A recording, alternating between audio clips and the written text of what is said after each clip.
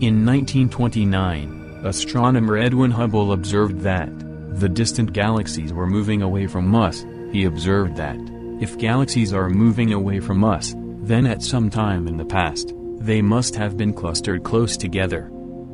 Hubble's discovery was the first observational support for Georges Lemaitre's Big Bang theory of the universe, proposed in 1927. Lemaitre proposed that the universe expanded explosively from an extremely dense and hot state, and continues to expand today. Subsequent calculations have dated this Big Bang to approximately 13.7 billion years ago. According to theoretical models, shortly after the Big Bang the universe was filled with a glowing plasma, or ionized gas. In the first moments after the Big Bang, the universe was extremely hot and dense. As the universe cooled, conditions became just right to give rise to the building blocks of matter, the quarks and electrons of which we are all made. A few millionths of a second later, quarks aggregated to produce protons and neutrons. Eventually they cooled enough to let the positive and negative forces attract each other, and the joining of the particles released lots of energy in the form of light. That initial light spread throughout the universe, but after this, no new light followed, and the universe entered what is known as the Dark Ages. The cosmic Dark Ages lasted for millions of years, until the first stars burst to life, and began to illuminate the universe.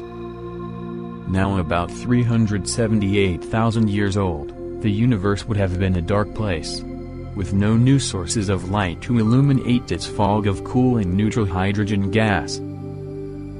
Present observations suggest that the first stars formed from clouds of gas around 150 to 200 million years after the Big Bang. Heavier atoms such as carbon, oxygen and iron have since been continuously produced in the core of stars, and catapulted throughout the universe, in spectacular stellar explosions called supernova.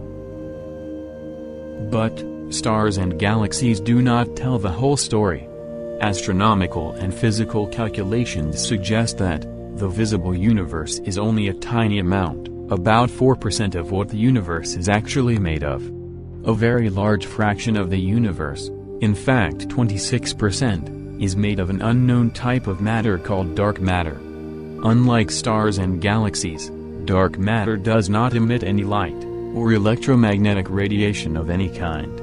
We can detect it only through its gravitational effects.